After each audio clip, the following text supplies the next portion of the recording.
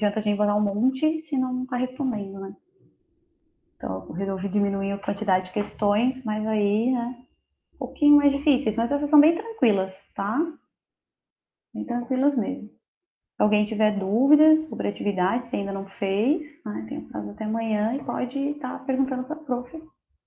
Então, o prazo até amanhã, às 11h59 da noite. Tá? Vamos então para o LDI. Beleza? Olá, Davi! Eu botei para compartilhar. Tá. Botei a apresentação. Para ver. Volume 3, então antes de a gente começar a falar da região centro-oeste, volume 3, o livro do aluno. Tem uma atividade ali do LDI sobre a região norte que eu acho interessante a gente olhar. Deixa eu achar ela aqui. Peraí. Olha no índice, né, professora? Professora Peraí, deixa eu voltar. Mania, região norte, 19. 19.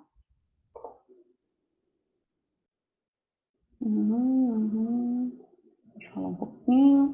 Falamos das populações originárias, né, da região norte, povo ribeirinho, quilombolas, indígenas. A parte aqui, né, também interessante falar um pouquinho sobre o turismo na região, né. Vamos ver.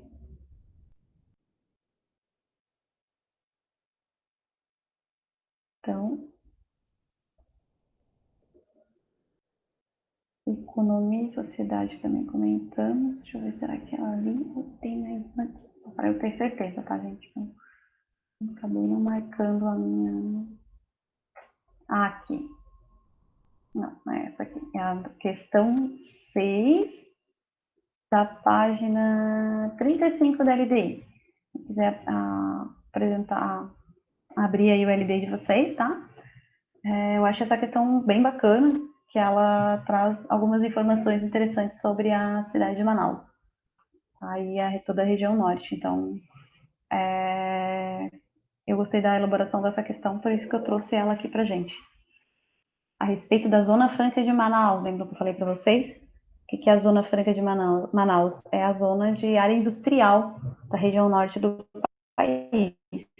É uma área que teve um intuito, né, pensar sobre o desenvolvimento da região norte através de incentivos fiscais, né, colocando as indústrias não precisavam pagar e tudo isso, pagar imposto e incentivo de emprego, de renda. Só que tem um problema sério da Zona Franca de Manaus, que ela está longe do mercado consumidor e também ela, às vezes, está longe da matéria-prima. Então, acabou não conseguindo se desenvolver de uma forma que despontasse, né? Fosse destaque no cenário econômico do Brasil. Tá? Então, vamos ver se a gente faz aqui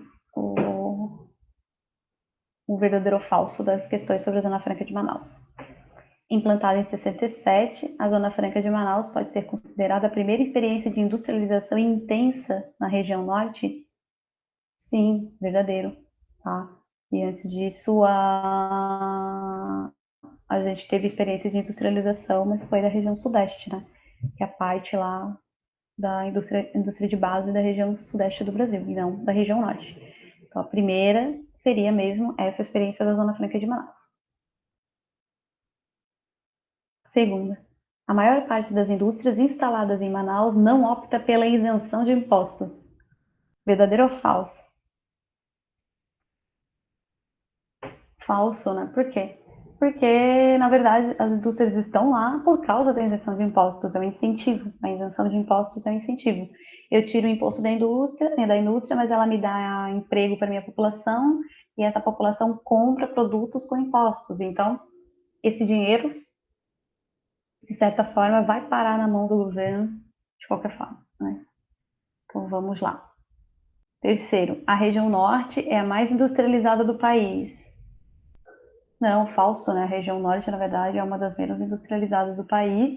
A mais industrializada é a região sudeste. Tá? A SUFRAMA gerencia as políticas públicas de desenvolvimento da região. Gente, essa eu nem lembro.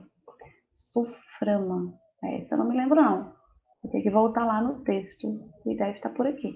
Opa, Superintendência da Zona Franca da SUFRAMA e da própria Zona Franca. A SUFRAMA atua como órgão de gerenciamento das políticas de desenvolvimento da região. Então, sim, verdadeiro. Eu não lembrava disso aí, não. A SUFRAMA.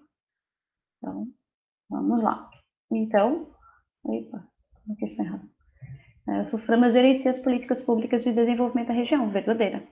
E a última ali, mesmo distante dos grandes centros consumidores, as indústrias optam por se instalarem na Zona Franca de Manaus por causa da proteção ambiental. Nossa, não, nada a ver, né? Na verdade, querendo ou não, a proteção ambiental ela prejudica a questão da indústria, né? Na verdade, não é que prejudica, ela cria mais leis severas para que a indústria não polua aquela região, né? Então, não é prejudicar, a palavra foi errada. Na verdade, ela cria mecanismos, né, de controle maior das indústrias. Então, dependendo da região, mais vale colocar uma indústria que não seja uma área de proteção, né, tenha muita proteção ambiental. É assim que é o pensar da indústria, né? Eu quero lucrar, eu não estou protegendo o meio ambiente, não é a parte deles, né? Pessoal, alguma dúvida em relação à região norte, alguma curiosidade, alguma coisa que vocês queiram falar? Que essa turma, eu acho que ela às vezes dorme quando assiste minha aula. Sabe? Eu tenho medo, assim, eu acho que tá todo mundo dormindo assistindo a minha aula. Não? Tá todo mundo bem? Tá todo mundo vivo?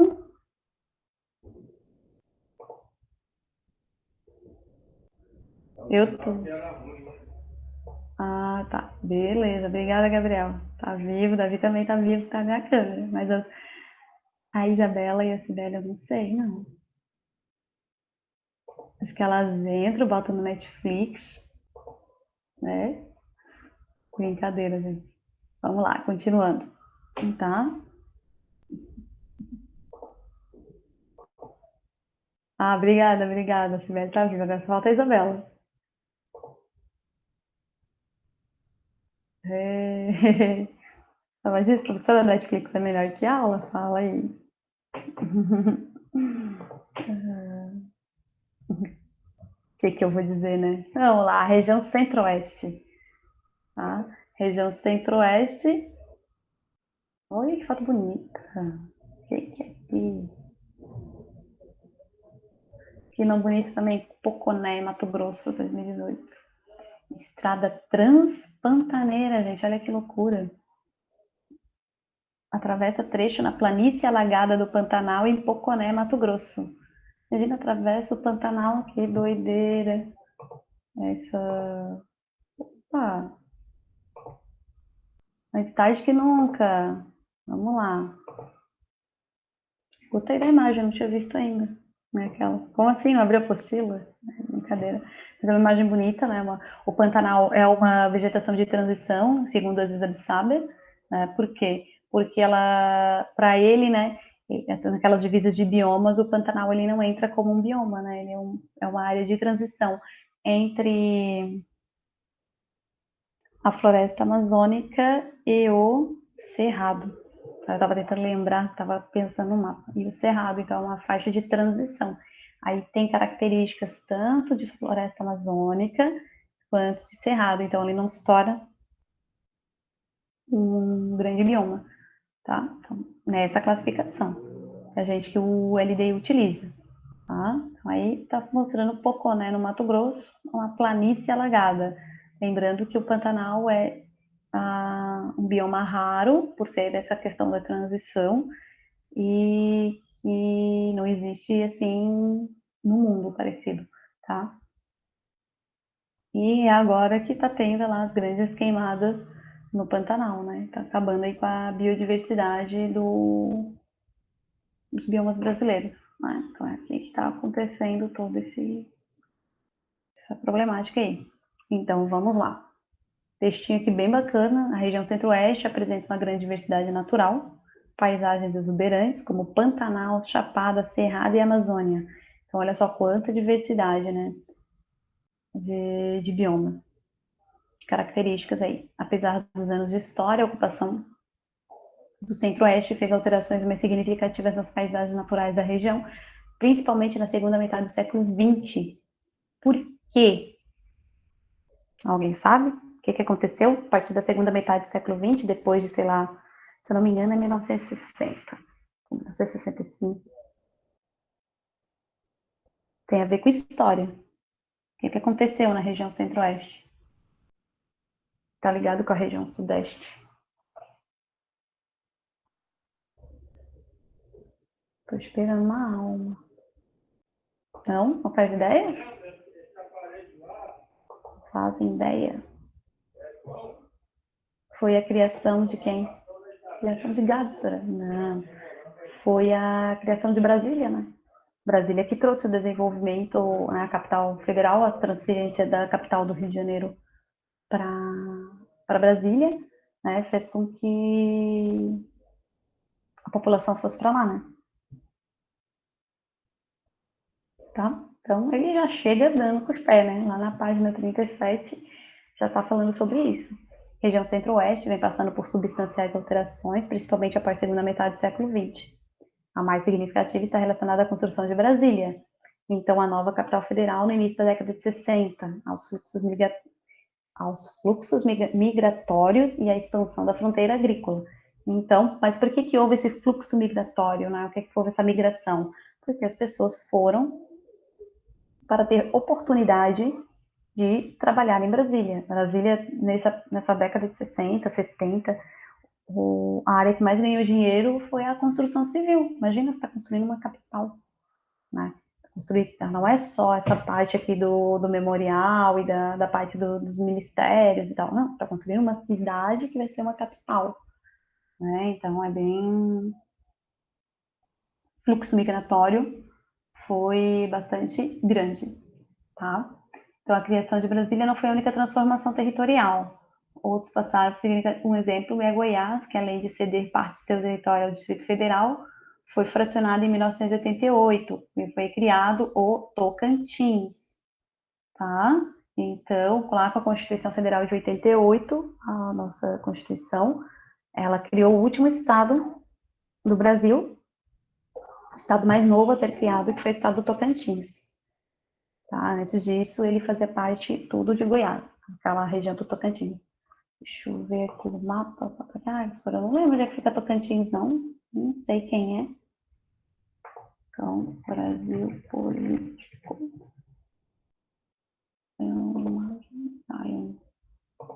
Número 6. Fiz. Vamos lá. Bonito.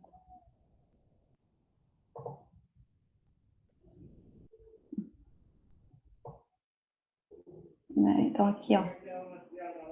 Essa parte aqui era toda...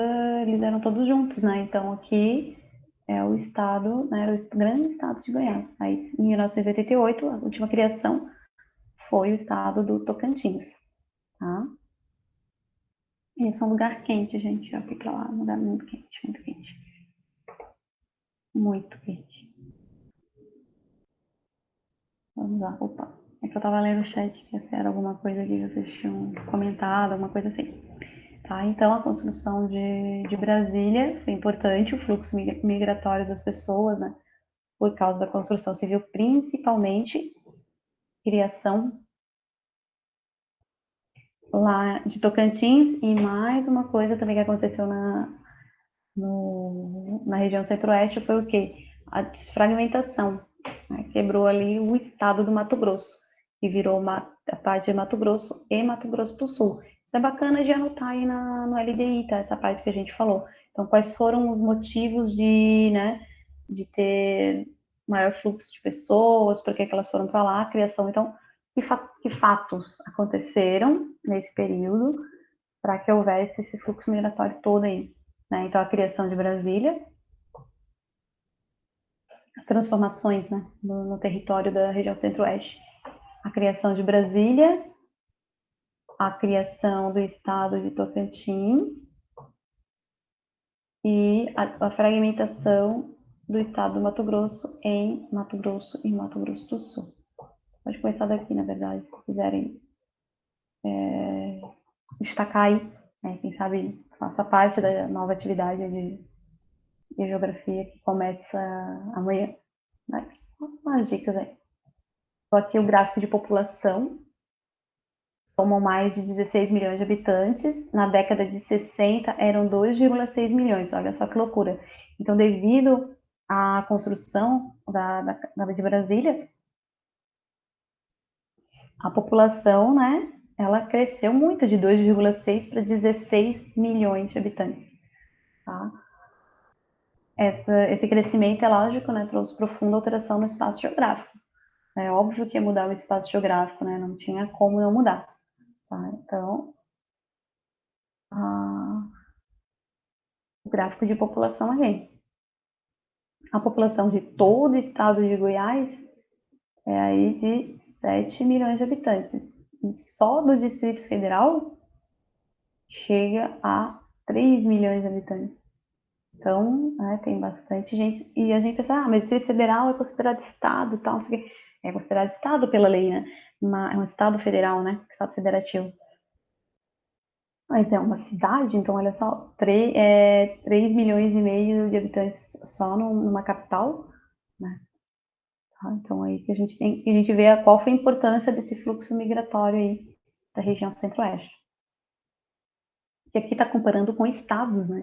Se for pensar, são áreas bem maiores, né? Comparar com estados. E a população do Mato Grosso aqui é 4 milhões, e a população do Mato Grosso do Sul, se eu conseguir ver, de 2 milhões e meio. Tá? Então, tô falando de estado. Ou seja, o estado do Mato Grosso do Sul tem menos gente do que o Distrito Federal. Loucura, né? O estado tem menos gente do que o Distrito Federal. Tá? Bom, para uma primeira parte aí, características gerais da região centro-oeste, nós já conversamos um pouquinho. Conversando, né? Tô no monólogo aqui, ninguém comenta nada. Alguém já foi para a região centro-oeste do Brasil? Já teve essa oportunidade? É um lugar bem bonito, tá? Eu acho que vale a pena, né? Que tiver a oportunidade de ir, vale. Já conheci lá a cidade de Brasília, eu tenho parente em Brasília, e o Pantanal também já fui. Eu acho que eu já mostrei umas fotos para vocês, umas fotos que eu tirei das montanhas, né? Quando eu falo relevo, a turma de vocês, a turma, não sei se foi a turma de vocês ou a turma do ano passado que eu mostrei, que a turma que era do 7º ano do ano passado, né? Quando eu falo de relevo, mas sempre quando eu falo de um relevo de características gerais, eu mostro essas imagens. Então, a parte das chapadas também, a parte do cerrado, né? Então, é bem bonito mesmo, mas é quente, gente. Olha, pensa em lugar quente. A gente só tá acostumado com o friozinho do sul, quando pega um lugar desse, sofre. Os primeiros dias. Depois só piora, que vai ficando cada vez mais quente. E quente e seco, né? Deixa o nariz irritado, né? É bem característico da região. Então, domínios naturais, voltando aí para a LDI, página 38. Você aprendeu no capítulo 3 as principais características naturais dos domínios da natureza do Brasil. E pôde verificar que a natureza do país é diversificada. No centro-oeste, a diversidade fica particularmente notável pela presença de 2 grandes domínios, o Cerrado e a Amazônia. Né? Então, é uma região que trabalha aí com 2 grandes domínios, com características cada uma com as suas características bem definidas, né? Bem definidas, isso que eu falo. Além disso, apresenta faixas de transição, é isso que eu falei, não são biomas, são faixas de transição, com destaque para o bioma do Pantanal, presente nos estados do Mato Grosso e Mato Grosso do Sul, que se estende por Bolívia e Paraguai, onde recebe a denominação Chaco. Então, o que eu quero que vocês anotem aí nessa parte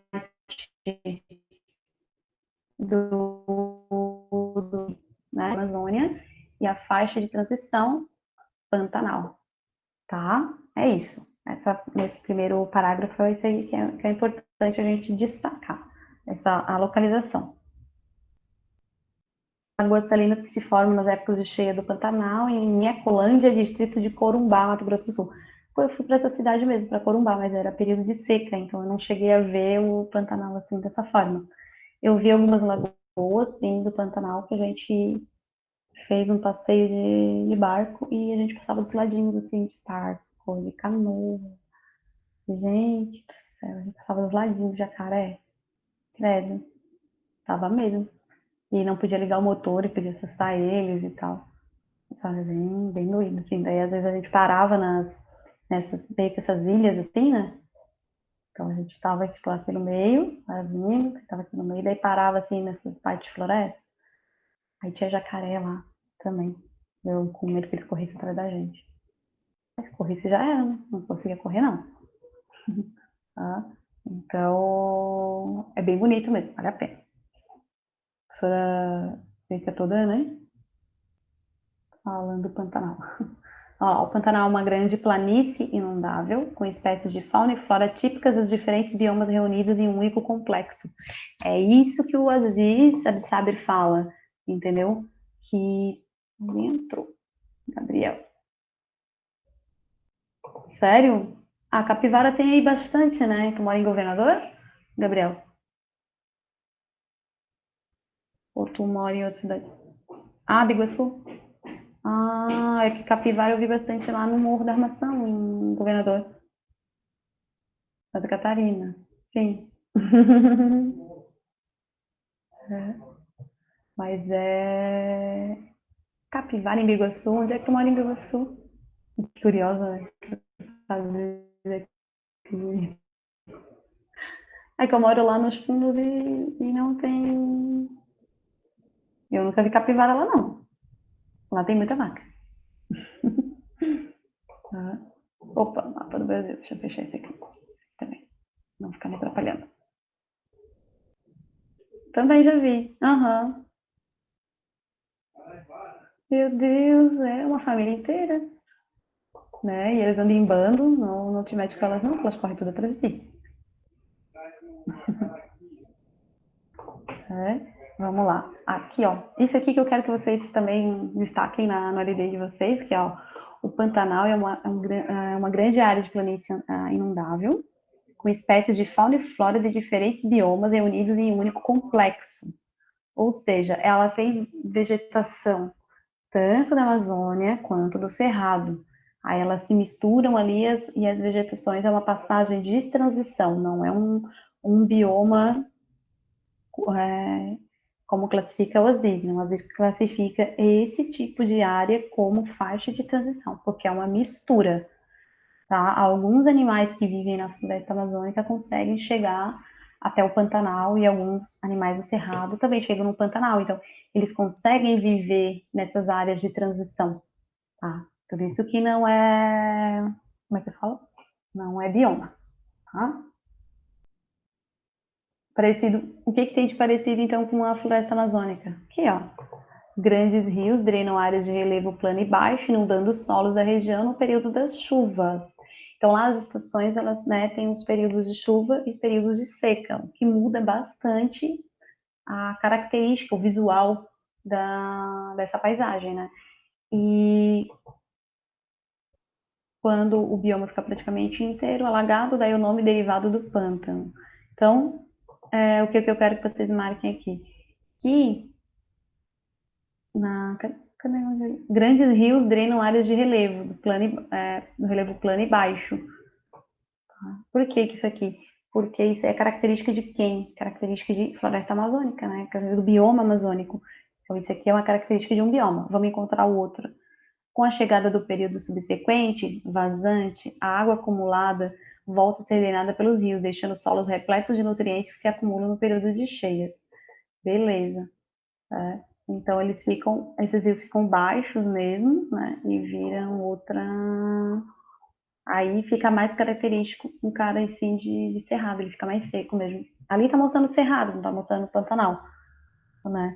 Mas eu tirei foto lá, eu não tô com o meu HD, eu não consigo, mas na próxima aula eu mostro para vocês, tá? As fotos que dá pra trabalhar isso aqui. Essa faixa de transição chamada Pantanal. Então vamos lá. Cerrado é bioma, tá? Então aí a gente já está entrando num grande bioma, tá? Que ele tem, o que é um bioma? Características de relevo, características de vegetação e características de hidrografia semelhantes, formando, né, e além da vida, é óbvio que vive ali, tudo semelhantes forma o bioma, tá? O Cerrado, por sua vez, compõe a maior parte da região centro-oeste, pega aí, né, os estados do Mato Grosso e Goiás, se não me engano. Eita, Mato Grosso do Sul, uma parte do Mato Grosso do Sul também, são só os 3 estados. A despeito do clima tipicamente tropical, com um período do ano chuvoso e outro período mais seco, o inverno. Então, ó, outra característica. Clima tem, né, um clima tropical. As paisagens variam bastante, tá? Não, esse aqui, com o período aí sim, ó, com o período do ano chuvoso e verão, outro mais seco, o inverno. As paisagens variam bastante. As paisagens variam bastante, não precisa botar, mas aqui, ó, o período do ano chuvoso, o verão, então tem um verão muito chuvoso, né? Torrencial mesmo, bastante chuva, e outro período mais seco, que daí dá problemas respiratórios em Brasília, bem comum, tá? Esses períodos de,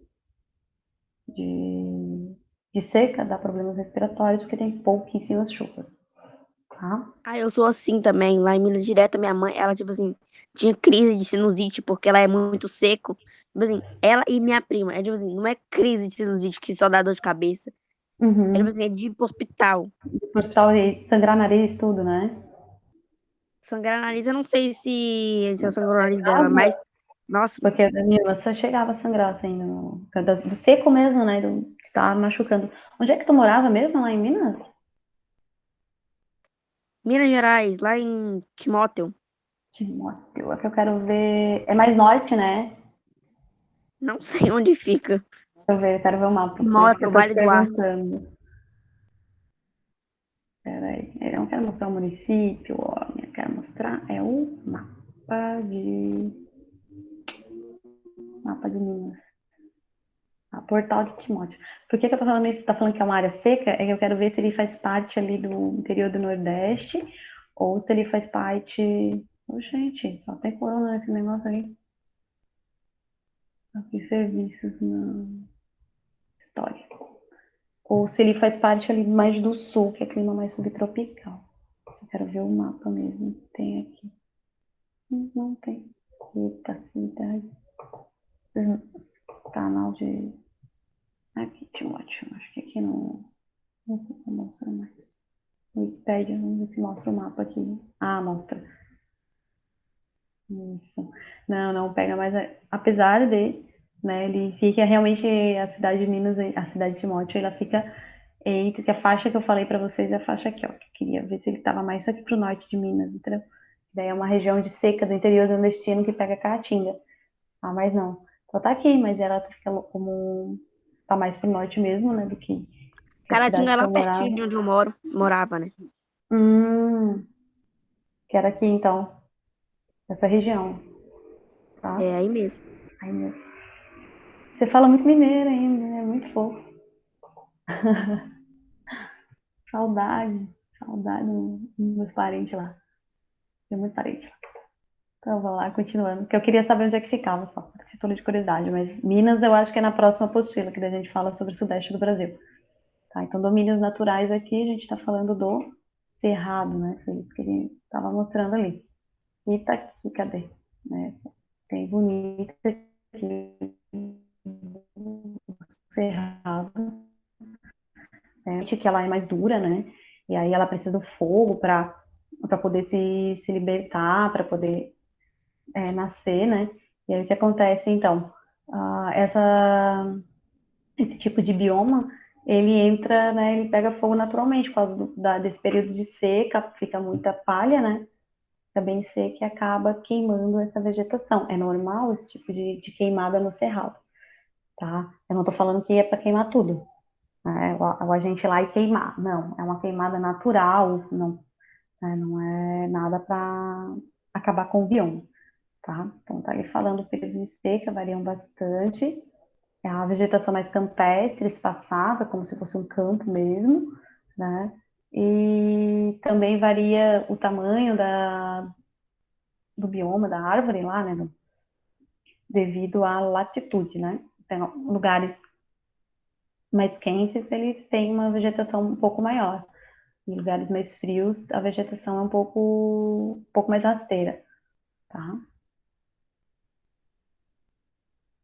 Olha que interessante aqui, esse último, aqui é a vista aérea do Rio São João da Barra, no Rio Juruena, paisagem amazônica. Mas olha que interessante o que ele fala aqui, ó. Indivíduo, mas não era essa. Só falando de... Eita, tô confundindo aqui, peraí. Aqui, ó. Que ao longo dos rios, é que quando eu li, eu pensei nessa imagem, mas ele ainda está falando do cerrado.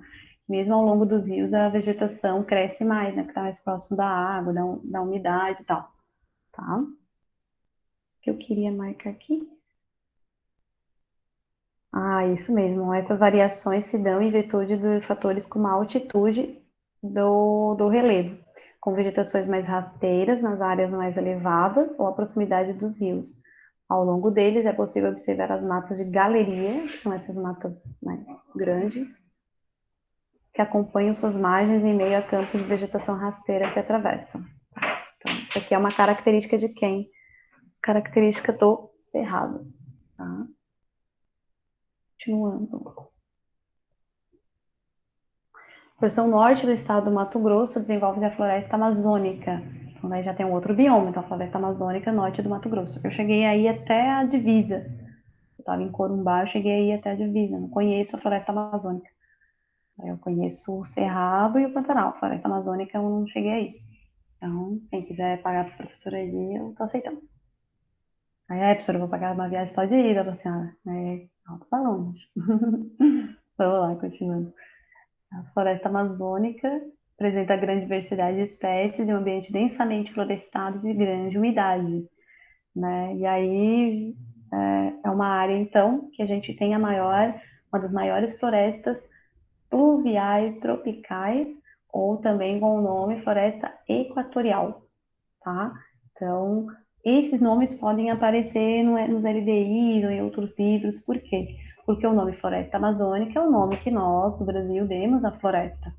Mas se a gente pega uma classificação mundial, você não vai ter um nome, não vai estar escrito floresta amazônica. Vai estar escrito floresta, né? Floresta equatorial tropical, porque é o nome, é a classificação para todas as florestas que têm essas características, tá? E isso acontece com todas, é porque é bastante comum a gente se confundir por causa da floresta amazônica, tá?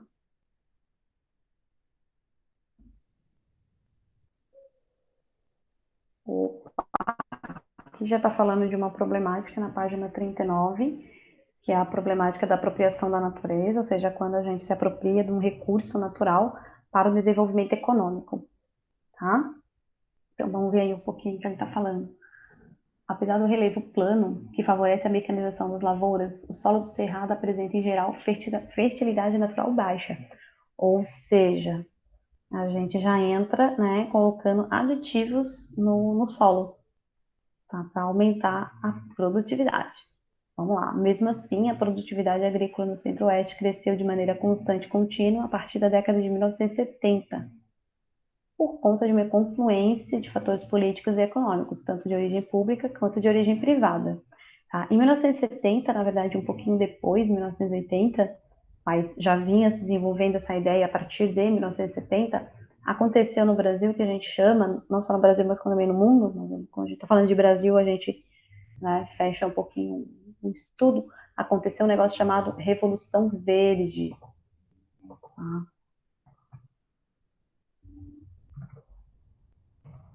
A Revolução Verde foi uma revolução tecnológica, assim que vocês vão aprender depois, se não me engano, é no nono ano ou no ensino médio. Agora o LDI mudou e eu não dou aula para o nono ano. Eu fico um pouco em dúvida sobre as matérias que estão no nono ano. Eu dou aula para sexto, sétimo e oitavo, não dou aula para nono. Então a Revolução Verde ela veio aumentar a tecnologia da área rural. Tá?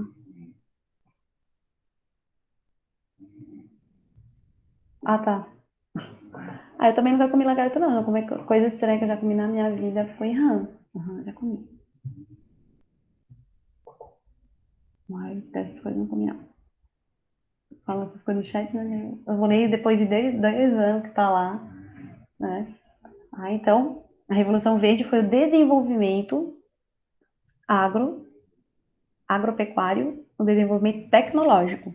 Tá? Então, foi investimento nessa área, né, de maquinário, de tecnologia, de ferramenta. Né? Então, a produtividade agrícola aumentou, né, por causa do quê? Porque houve investimento nessa área, tá? Que é por conta tanto de origem pública, como está aqui o texto, quanto de origem privada. Né? Então, as duas redes tinham e têm interesse em manter essa questão, né, da, da produtividade agrícola, porque dá o quê? Dá dinheiro. Mas não é qualquer produtividade agrícola. Eles não estão falando aqui de pequeno produtor rural, não estão falando aqui de. Só um pouquinho. Né? Eles não estão falando aqui. Só um pouquinho.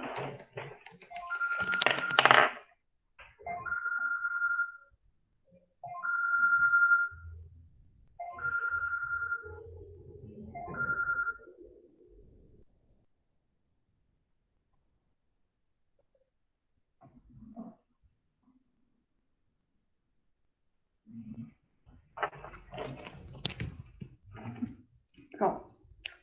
É que estava tocando o telefone aqui e eu não atendi porque eu estou em aula, né? Então, prioridades. Tá?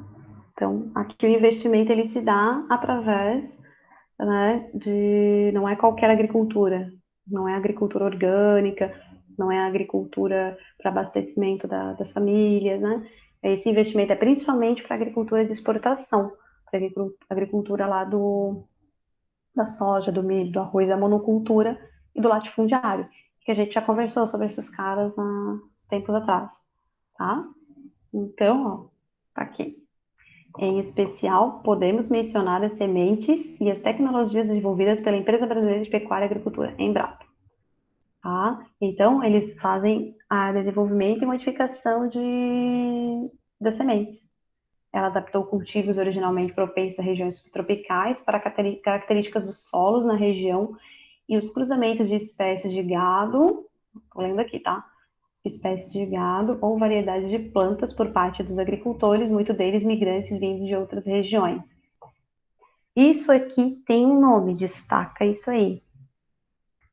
Ela adaptou cultivos originalmente propensos a regiões subtropicais para as características de solos da região e os cruzamentos de espécies de gado ou variedade de plantas por parte dos agricultores, muitos deles migrantes vindos de outras regiões.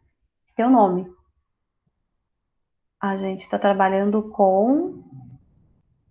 quando a gente está falando isso, a gente fez o cruzamento de espécies de gado ou adaptaram as sementes daquelas plantas para um outro tipo de clima, ou seja, modificaram geneticamente aquela semente ou aquele gado. Eu estou falando de alimento o quê? Que tipo de alimento é esse? Alimento transgênico, né? Que vem com aquele símbolozinho, não sei se eu já mostrei para vocês, eu acho que já.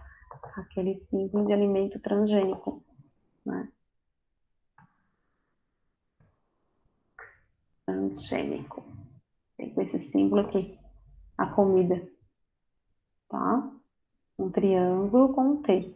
Bom, então eles alteram geneticamente os alimentos para que se adaptem às regiões, né? É muito comum, tá? Só que daí existe dentro dessa adaptação da transgenia, né? De mudar o gene da planta ou o gene do animal e tal, tá? Por quê? Porque não se sabe ainda, não tem estudos suficientes para saber se o alimento transgênico faz bem ou se faz mal. Então, existem duas correntes teóricas dentro tanto da geografia como também da biologia, das ciências, de que, né, o alimento transgênico é bom, o alimento transgênico é ruim.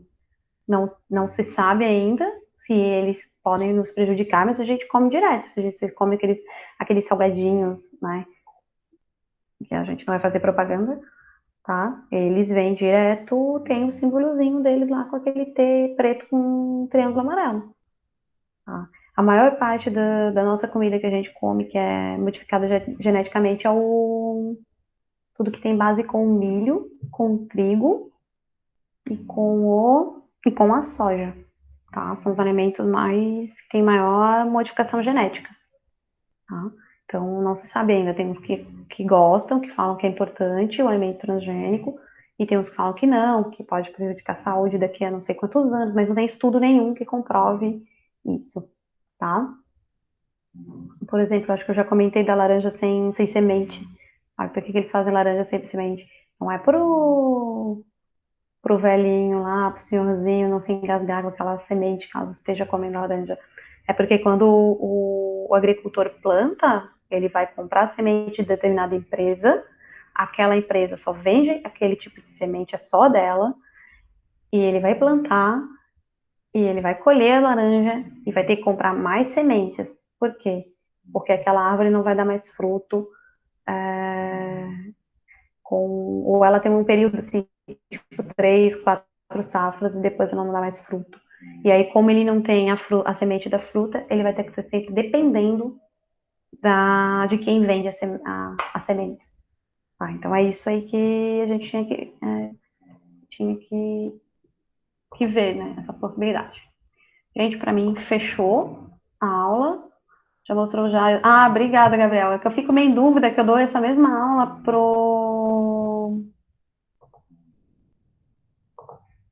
os oitavos, que a gente fala algumas coisas sobre também alimentos e tal, mas numa questão mais aberta, América e tal, tá? Gente, é isso. Não esqueçam, quem não fez atividade ainda de geografia, façam, tá? Ela se encerra amanhã, tá bom? Um abração para vocês.